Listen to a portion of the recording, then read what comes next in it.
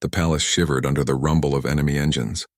Outside, the sky of the gas giant churned with violent storms, lightning streaking across the swirling clouds. Inside, the corridors echoed with distant thuds and the faint hum of approaching invaders. Marcus Hale tightened his grip on the control panel, eyes sharp, mind racing. The enemy commander had returned, more calculated and determined than before. His troops, trained and armored, moved like shadows through the corridors, aiming directly for Queen Alara. The alien guards had fled, leaving chaos in their wake. It was up to Marcus to hold the line. He glanced at the humans huddled behind him. Their faces were pale, but their eyes carried a spark of determination. Marcus spoke calmly, giving them precise instructions. Follow my lead. Stay quiet. Every step matters. One mistake and it could cost lives. The humans nodded. They trusted him completely. In the chaos of the palace, trust was as powerful a weapon as any energy cannon. Marcus moved forward, positioning himself at a junction that overlooked the main corridor leading to the Queen's chamber. From here he could see the enemy troops advancing, unaware of the traps waiting for them. The first soldier stepped into the corridor. Marcus activated a pressure-triggered panel, releasing a burst of energy that sent the soldier stumbling back. Another soldier fell into a containment field that Marcus had rigged earlier. The humans watched in awe, realizing that a single human's mind could outmaneuver an entire squad of elite warriors. The enemy commander appeared at the head of his troops, his armor glinting under the palace lights. He had studied Marcus's tactics, anticipating the traps, but Marcus had anticipated the anticipation. Each step he took, each decision he made was a move in a complex chess game, one the enemy had not prepared for. Captain Hale, the commander called, voice amplified by his helmet. You are clever, but not enough. Surrender and you will not be harmed. Marcus's eyes narrowed. He knew surrender was not an option. Not with the Queen at stake. Not when the palace depended on him. I do not surrender, Marcus said firmly. I protect those who cannot protect themselves. With a swift motion, he activated another trap. Panels slid from the walls, forcing the enemy troops into a narrow passage. Energy pulses disoriented them, while hidden nets immobilized several soldiers. The humans behind Marcus moved silently, assisting by monitoring sensors and providing alerts. Queen Alara, observing from her chamber, felt a mixture of fear and admiration. This human, who she had once considered fragile, now controlled the battlefield with skill and precision. Every move Marcus made was calculated yet fluid. He was not merely reacting, he was directing the chaos. Marcus advanced, stepping into the corridor with a calm determination. He was no longer just defending, he was taking the fight to the enemy. With quick, precise movements, he disabled 2 more soldiers, using their momentum against them. The humans followed his lead, inspired by his courage. The commander growled, realizing that brute force alone would not work against this human. He signaled his troops to regroup, but Marcus was already anticipating their maneuver. He triggered a series of energy pulses, forcing the soldiers into a defensive stance. You rely on numbers, Marcus said quietly to himself. I rely on thought. The humans marveled at his ability to remain calm under pressure. They had seen chaos and fear all around them, but Marcus's presence created order. His mind was a weapon, his courage a shield. As the enemy commander advanced toward the Queen's chamber, Marcus positioned himself directly in his path. He knew that this confrontation was inevitable. The safety of the Queen depended on him holding the line no matter the cost. The first blow came swiftly. The commander struck with his energy blade, a weapon designed to cut through almost anything. Marcus dodged, rolling to the side and using the corridor's structure to block the attack. Sparks flew as metal clashed against metal, and the humans behind him flinched at the sound. Marcus countered with a calculated strike, aiming not to harm, but to destabilize the commander. He used the environment, kicking a panel that released a blinding light, temporarily disorienting his opponent. The humans gasped, amazed at the combination of skill, strategy, and quick thinking. The commander recovered, eyes narrowing. He had never faced an opponent like this, a single human who could anticipate, adapt, and react faster than any soldier he had trained with. Each move Marcus made was unexpected, each decision unpredictable. Queen Alara watched in silence, her fear replaced by a growing respect. This human, small and seemingly fragile, was more than capable. He was extraordinary. Marcus pressed forward, leading the commander away from the Queen's chamber while maintaining control of the traps. The humans followed silently, ready to assist if needed. Each step was deliberate, each action designed to protect the Queen while weakening the enemy. The commander lunged again, but Marcus was ready. He sidestepped, using the momentum to push the commander into a containment field. Sparks and energy arcs danced around the armored figure, holding him in place just long enough for Marcus to create distance. "Your soldiers are good," Marcus said, voice steady, "but they cannot match strategy." The humans exchanged glances, realizing that Marcus's bravery was only half of his power. The other half was his mind. He could think, predict, and adapt in ways the enemy could not. And it was this combination that made him unstoppable in the corridors of the palace. Outside, distant explosions shook the palace, but inside, Marcus maintained control. He guided the humans and the Queen to a safer position, ensuring that every step minimized risk while maximizing defensive advantage. The commander broke free from the containment field, growling in frustration. He had underestimated the human completely. Marcus, however, anticipated this, triggering a secondary trap that forced the commander into a narrow passage, where his movements were restricted. "You cannot hold me forever," the commander shouted, struggling against the traps. Marcus smiled faintly. "I don't need forever. I need enough time." The humans watched in awe as Marcus continued to outmaneuver the enemy. He used every resource at his disposal: the layout of the corridors, the energy flows of the palace, and the element of surprise. Each trap was timed perfectly, each move calculated with precision. Queen Alara finally spoke, her voice firm.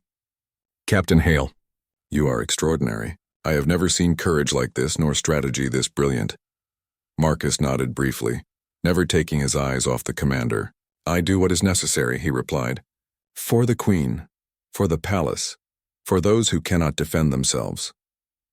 The commander, realizing he could not advance without severe losses, signaled a temporary retreat. Marcus used this moment to regroup, positioning the humans and the Queen in a highly defensible area. The palace was battered but not broken, and the Queen remained safe. Marcus took a moment to breathe, though his mind remained sharp. This battle was far from over.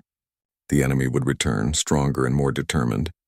But he had proven one undeniable truth: human ingenuity, courage, and strategic thinking could stand against even the most skilled opponents. The humans, once fearful, now followed his lead with confidence. The alien guards, if they had been present, would have understood the remarkable abilities of humans. Marcus had not only protected the Queen, but had also inspired everyone who witnessed his actions. As the night stretched on, Marcus prepared for the next phase. The enemy commander would not give up so easily, but he was ready. He had learned the strengths and weaknesses of the enemy, adapted to the palace's layout, and gained the trust of those he protected. And as he stood in the corridor flanked by humans and the Queen, Marcus knew one thing clearly: he would hold the line no matter the cost. When everyone else panicked, he would stay. When others hesitated, he would act. And through his courage and strategy, the Queen would remain safe. The battle for the palace was far from over, but Marcus had already made a difference. He had turned fear into order, chaos into opportunity, and hesitation into decisive action. In the quiet moments between attacks, he glanced at Queen Alara. She had come to trust him completely, recognizing the value of a human mind and heart in the midst of alien panic. And for the first time, Marcus realized something important. Sometimes one human could change the course of events for an entire species. The corridors hummed with anticipation. Marcus tightened his grip on his gear, eyes scanning for the next threat. He knew the enemy commander would return, stronger and smarter. But so would he, and when that moment came, he would be ready. The palace floated silently above the raging storms of the gas giant. From a distance it looked peaceful, but inside, tension built with every passing moment. The enemy commander had pulled his troops back only to reorganize.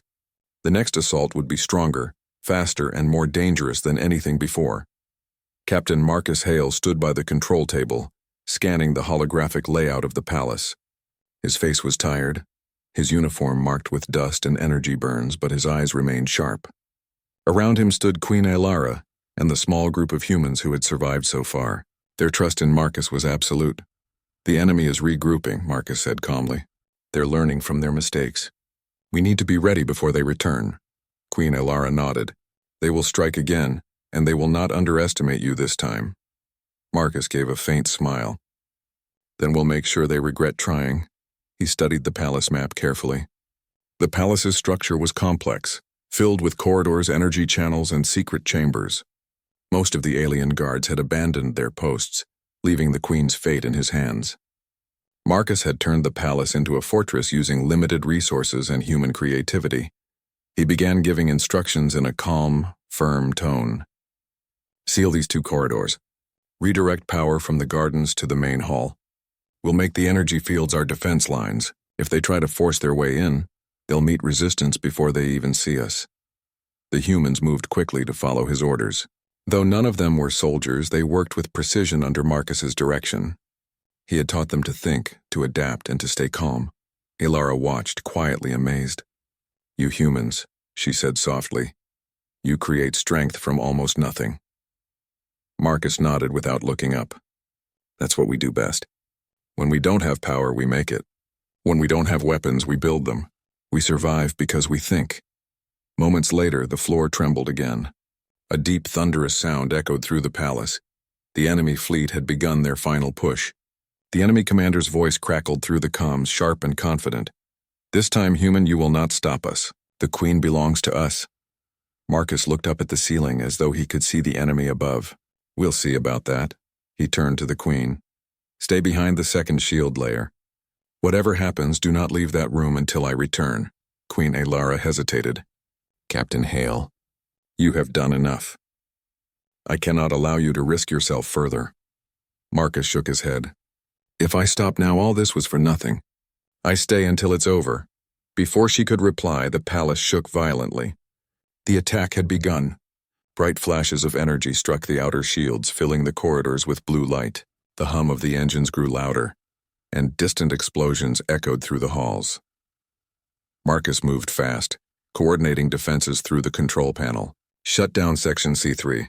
Divert power to the east wall shields. Keep communications open. The humans worked like a well-trained team, relaying information and sealing off corridors.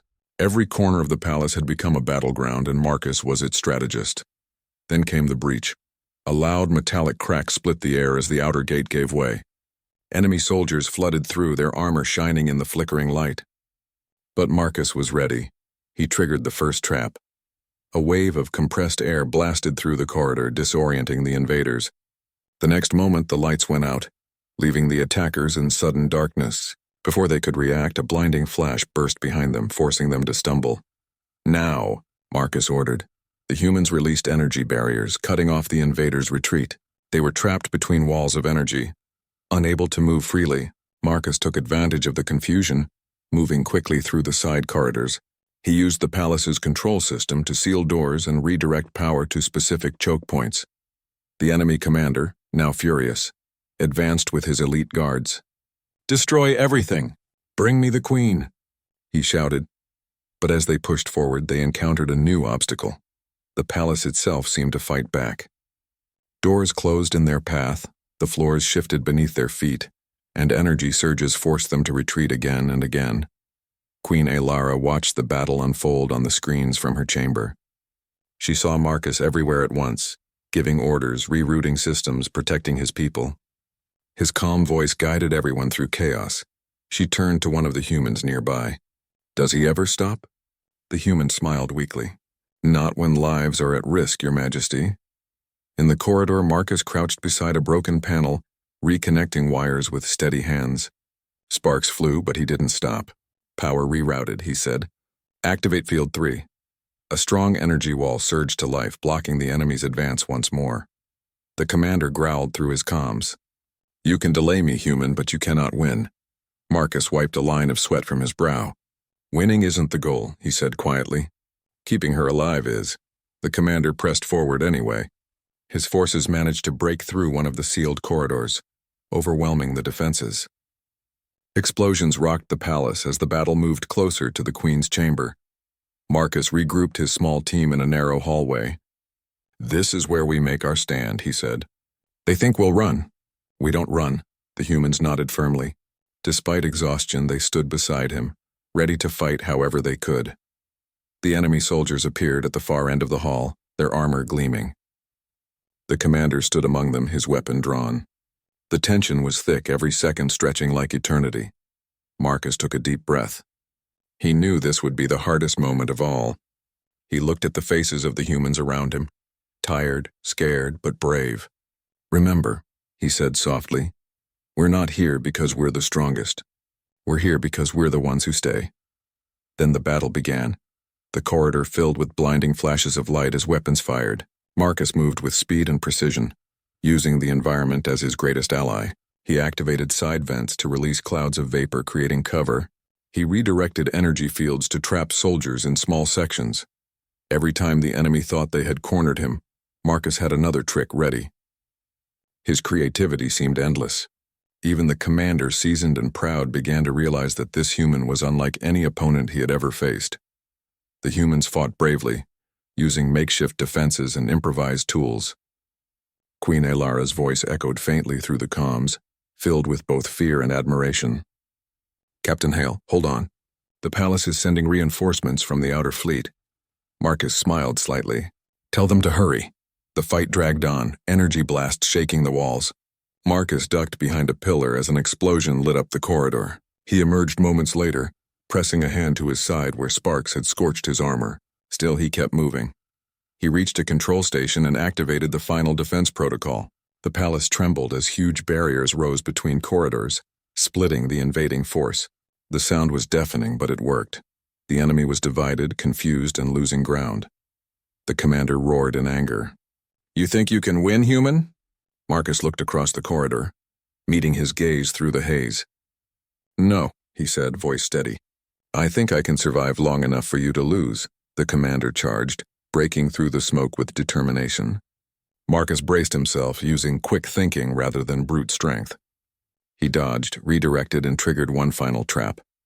A contained pulse that overloaded the commander's armor systems, forcing him to retreat in frustration. The humans cheered softly, though the battle wasn't fully over. The remaining invaders began to fall back, unable to overcome Marcus's defenses. As the palace fell silent, Marcus leaned against the wall, catching his breath. He was exhausted but victorious. Queen Elara emerged from the inner chamber, her eyes wide with relief. She approached Marcus slowly. "You stayed again," she said softly. "Even when hope seemed lost." Marcus nodded. "Someone had to. Fear spreads fast, but courage can spread faster." The queen looked at him with deep respect. "You have taught us more about strength than any war ever could." Marcus smiled faintly. "Then maybe we're finally starting to understand each other." Outside the palace, the enemy fleet began to retreat, realizing their attack had failed. Inside, the surviving humans stood together, weary but proud. The queen turned to them and bowed her head slightly, a gesture of gratitude that no alien ruler had ever given to a human before. For the first time in centuries, an alien monarch bowed to a human, and Marcus Hale, the man who stayed when everyone else ran, simply replied, "Let's rebuild. They'll come again." But this time the queen smiled, "And we will be ready, because of you." Marcus nodded once, gazing out through the massive windows toward the distant stars. The battle was over for now, but he knew the war was far from done. Still, one thing was certain. When the guards panicked, the human had stayed, and in staying he had changed everything. Captain Lyra Vera stood on the observation deck of the Zephyr's Pride, her sharp eyes scanning the endless void of stars. The galaxy had always seemed orderly to her, a vast machine of perfect logic with each species confined to its proper place. And in her mind, humans did not exist. They were stories told to frighten children, fairy tales spread by superstitious scholars, and nothing more. "The so-called Terran warriors are nonsense," Lyra said, her voice firm. "There is no human fleet, no human strategy, no human anything. They are myths, tales for amusement, nothing more." Her officers nodded politely, though some exchanged uneasy glances. Among them, Captain Lyra's confidence was legendary. She had risen through the ranks of the Zephyrian fleet faster than anyone else in her generation. Her decisions were almost always correct. To doubt her was unthinkable. Lieutenant Kale, her second-in-command, cleared his throat. "Captain, Sensors have detected unusual energy readings in Sector 7G. Some reports claim traces of human technology. Lyra's lips curved in a small, dismissive smile.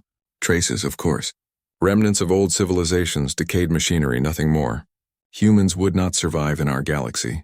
Their technology could not even keep up with simple planetary defenses. Kyle hesitated, but he respected her judgment.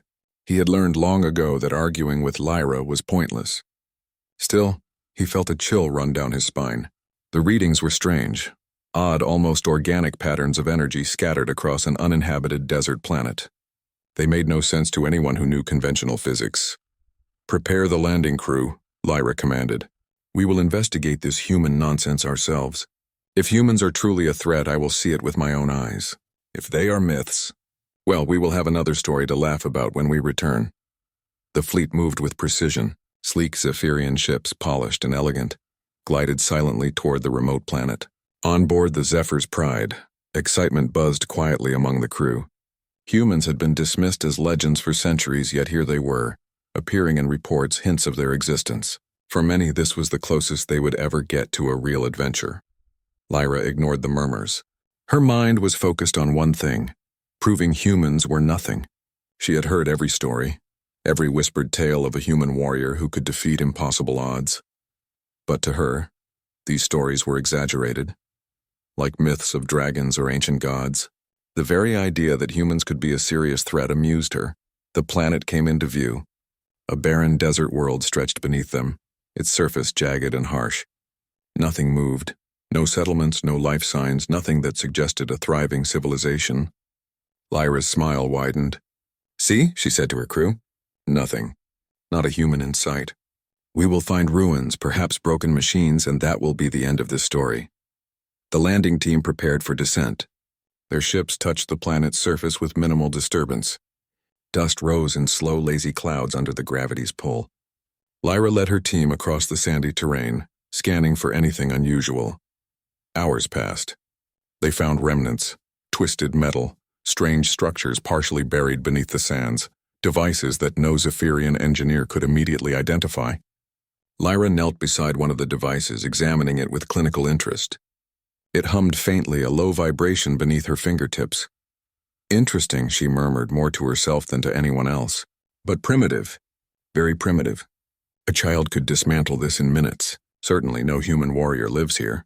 If they were humans, they would have left far more than this." Her officers nodded again, though unease flickered in some eyes. The devices were unlike anything the Zephyrians had seen. Though simple in design, they were clever, functional, efficient, and durable. They seemed to anticipate problems before they happened, as if someone had thought far ahead. Lyra ignored her growing curiosity. She was a professional. She would not let legend cloud her judgment. Humans, if they existed, were likely weak, unorganized, and easily defeated. They were stories, nothing more. As night fell, the temperature dropped sharply. The desert's winds carried a biting chill that seeped into every corner of the small camp. Lyra stood on a ridge overlooking the planet's rocky canyons, the stars above glittering like diamonds scattered across black velvet. "Captain," Kale said cautiously, "there's movement. Sensors indicate something alive. Something not Zephyrian." Lyra frowned. "Alive on this planet? Ridiculous." She scanned the horizon with her binoculars. Nothing moved. Only shadows stretched across the dunes, shifting with the wind. But then she saw it. A figure, tall and lean, moving with a strange grace. It moved not with Zephyrian precision, but with a fluid, unpredictable motion. It was fast, almost a blur. The figure vanished behind a ridge before anyone could get a clear view. Lyra's heart skipped. She felt the first twinge of doubt. Could it be a human? Could the legends be true? She quickly pushed the thought aside. Humans were myths. Myths could not survive in the galaxy without advanced support, without vast numbers. "Prepare the drones," she ordered, her voice steady. "We will investigate. Whatever it is, it cannot escape detection." The drones lifted off in formation, scanning the area with high-frequency sensors. A sudden alert flashed across the command console. The object, whatever it was, had moved again, faster than the drones could follow. Lyra's brow furrowed. Impossible. No known species moves that fast with that level of stealth. There must be some natural explanation. Her crew remained silent.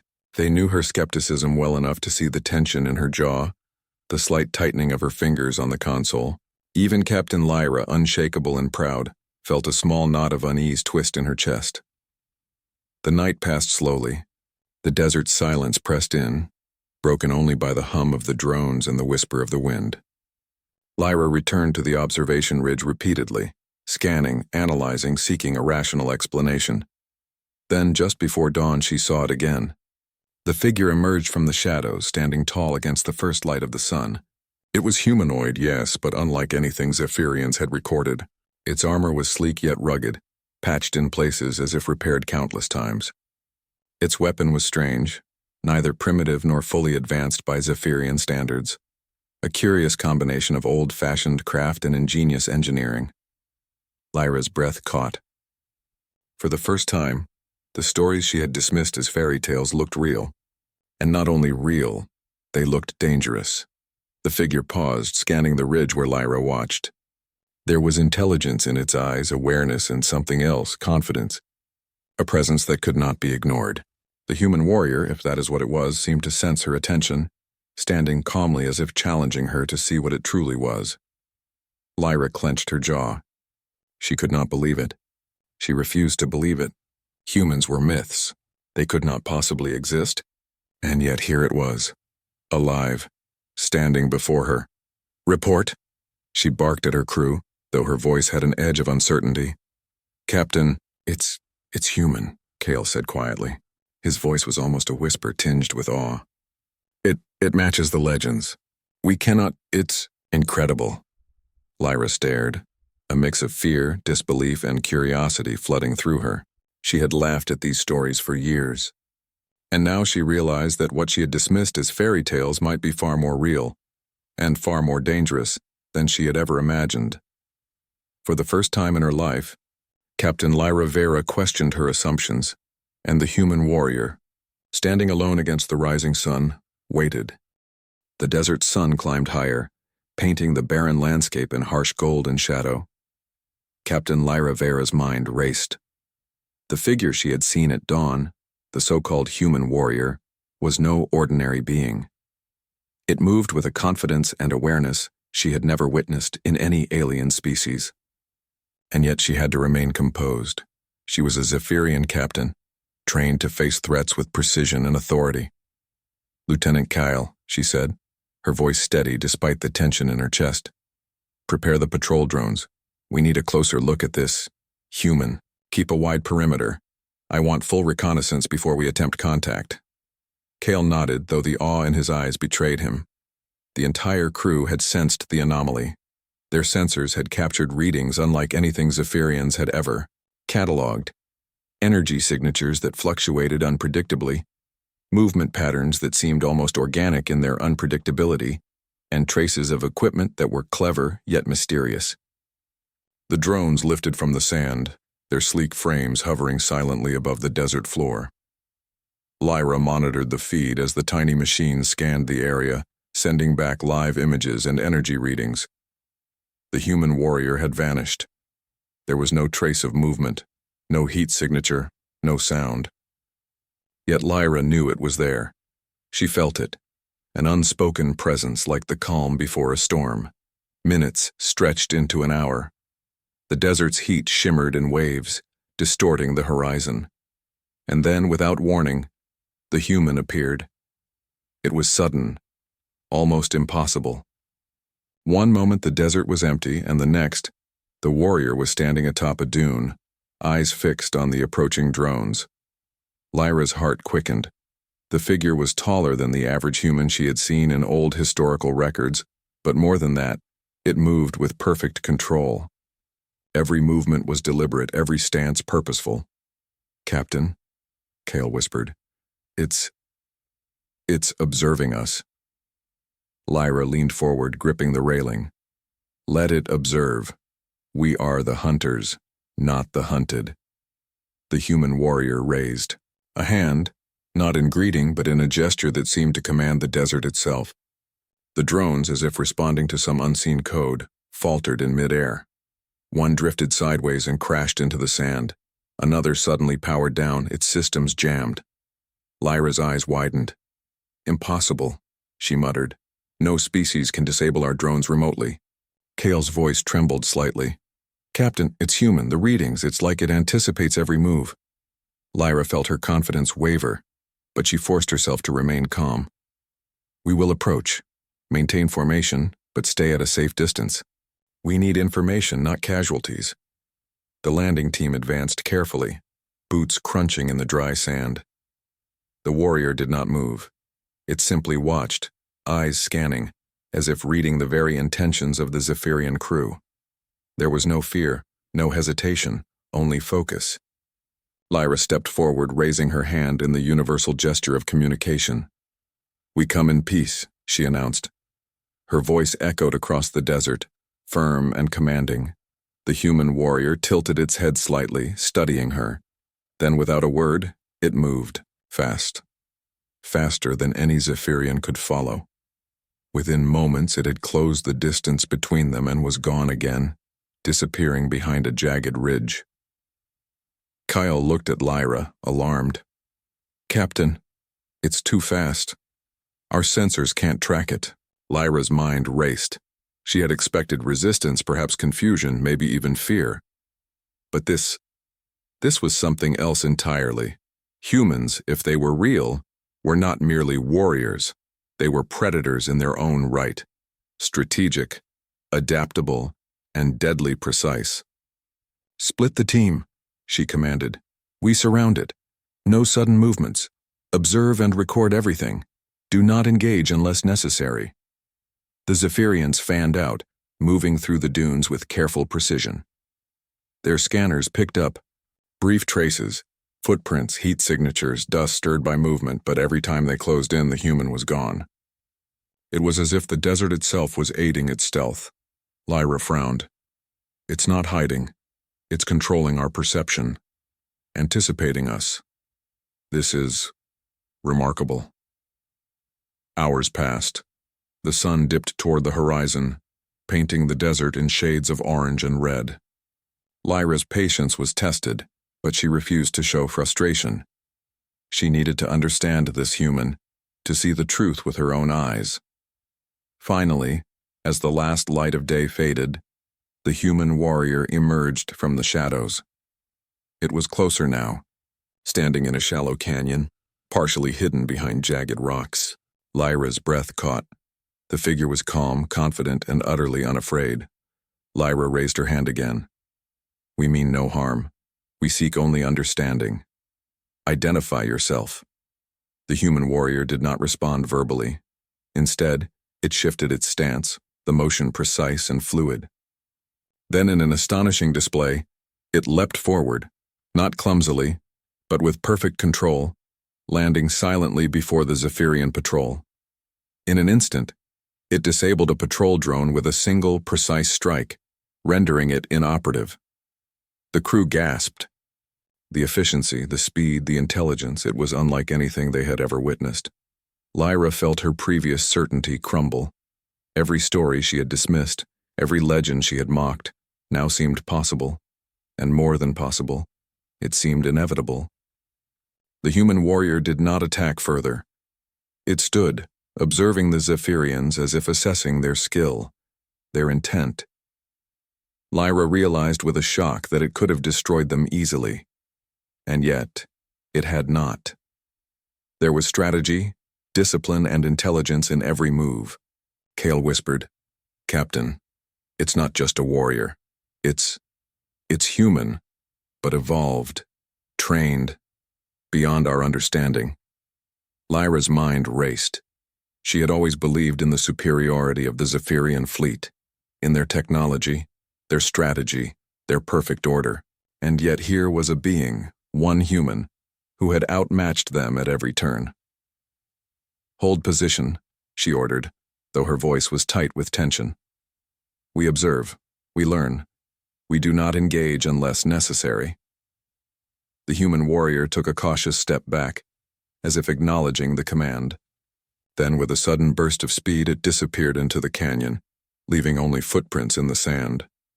Lyra's eyes followed the trail, her mind a whirlwind of questions. How could one human be so capable?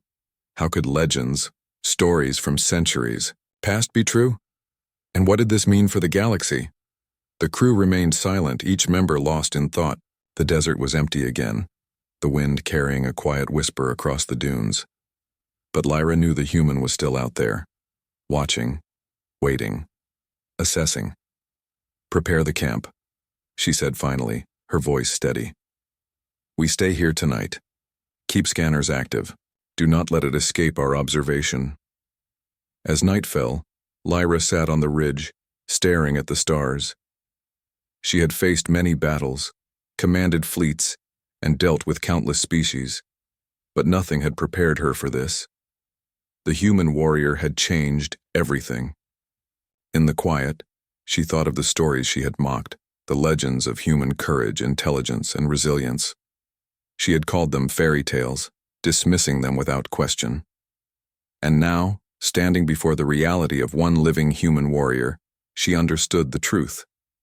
Humanity was not weak. Humanity was extraordinary, and this warrior alone in a desert world had proven it. Lyra felt a spark of something she had never experienced before. Respect, fear, and curiosity all mingled together. She had been challenged, humbled, and awakened.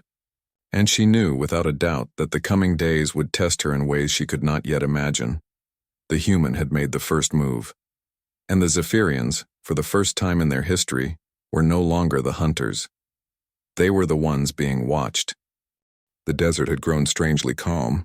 For 2 days, Captain Lyra Vera and her crew had seen no sign of the human warrior. No movement, no signal, no trace. The silence was unsettling. It felt as if the desert itself was holding its breath. Lyra stood before a holographic map inside her tent, tracing the routes where the warrior had last been seen.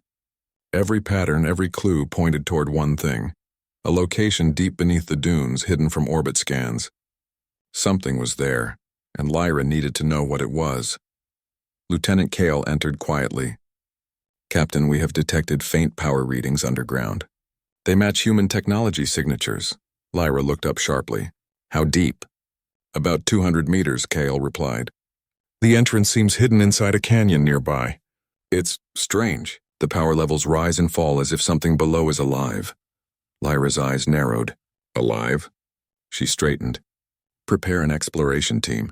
I'll lead it myself." Kyle looked uneasy. "Captain, after what we saw, are you sure?" "The human could be guarding whatever is down there." Lyra's expression was calm but determined. "That is exactly why I must see it. We've seen one warrior. Now we need to understand what they're protecting. The truth cannot remain hidden any longer." The team departed before sunrise, their boots crunching softly over the cold sand.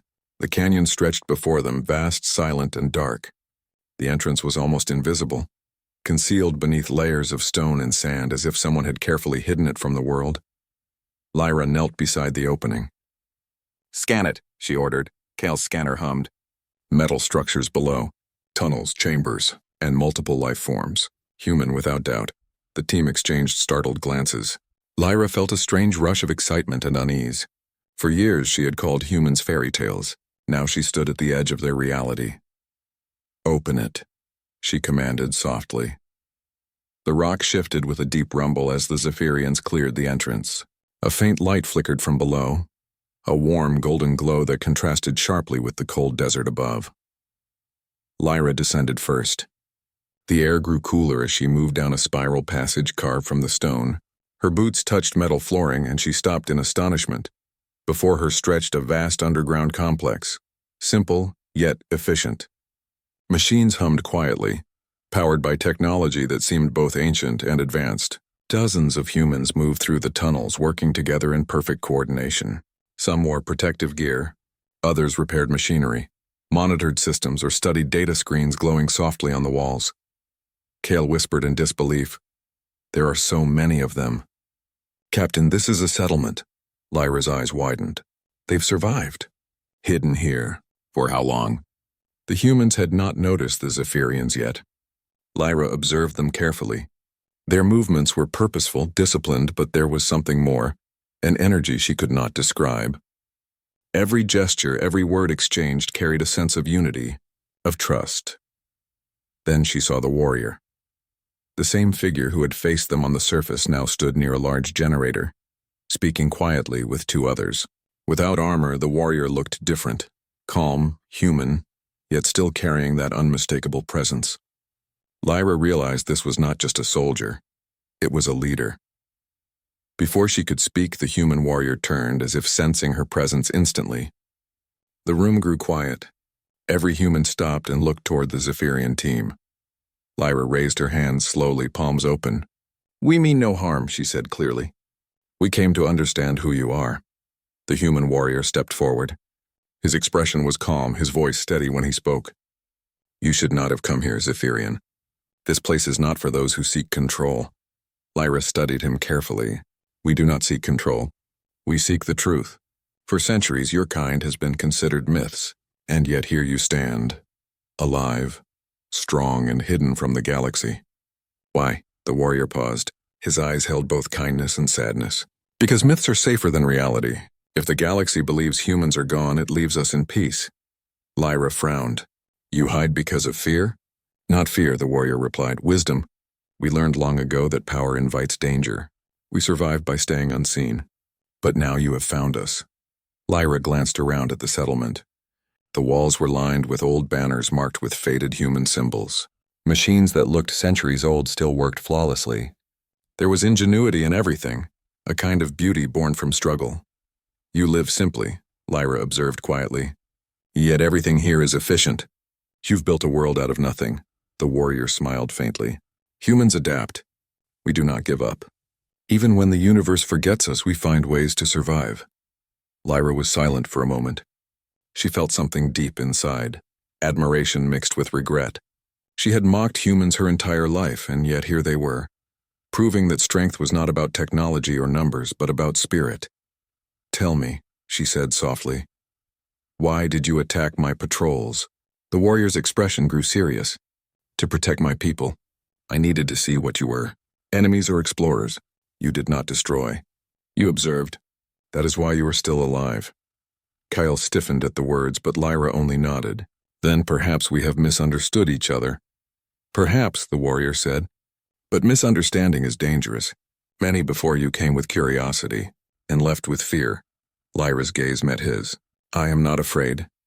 He looked at her quietly, as if reading her thoughts. "You were," he said gently. "But now you are curious. That is good. Curiosity keeps peace alive." Lyra felt her pride soften. "Your people could have left this world. You have knowledge that surpasses ours in ways we can hardly measure. Why stay hidden?" The warrior looked around the chamber, his voice calm but strong. "Because war destroys what knowledge builds. Humans have seen enough of that. We learned that the greatest power is not to conquer but to endure, to rebuild, to remain human." His words struck something deep within her. The Zephyrian Empire valued perfection, order, and control, but these humans valued survival and compassion. They built not to dominate but to live freely. Lyra nodded slowly. "You are unlike any species I have known." The warrior smiled faintly. "That is what your kind used to say before fear made them forget." Silence filled the chamber. Around them, humans continued their quiet work. Lyra watched them carefully. The way they spoke softly, helped one another, shared food and tools without question. They were not perfect, but their unity made them strong. Kale whispered beside her. "Captain, they're not an army. They're a family." Lyra nodded. "And that is what makes them powerful." The human warrior turned to her once more. "You've seen enough for today, Captain. Take what you've learned and decide how you'll tell your people. But remember this, humans do not seek war. We seek peace. Yet if the galaxy threatens that peace, we will defend it." Lyra met his gaze. "I believe you." For the first time she bowed her head slightly, not as a sign of weakness, but of respect. "Thank you for showing me the truth." The warrior gave a small nod. "Then perhaps there is hope for your kind." Hours later, Lyra and her team returned to the surface. The desert wind had grown gentle, brushing against the sand with quiet rhythm. The sun was rising again, bathing the dunes in warm light. Kale walked beside her. "Captain, what will you tell the fleet?" Lyra looked at the horizon. "The truth. That humans are not legends. That they are alive and stronger than we imagined." Kyle hesitated. "Do you think the council will believe you?" Lyra smiled faintly. It doesn't matter if they believe me. What matters is that I do. She looked once more toward the canyon where the hidden entrance now blended perfectly with the sand. Somewhere below, humans continued to live, creating, enduring, and protecting their secrets. Lyra felt humbled. She had begun this mission seeking proof that humans were fairy tales. Now she returned knowing that they were real, and far greater than legend. For the first time in her career, she felt truly small in the vastness of the galaxy. But it was not fear that filled her. It was hope.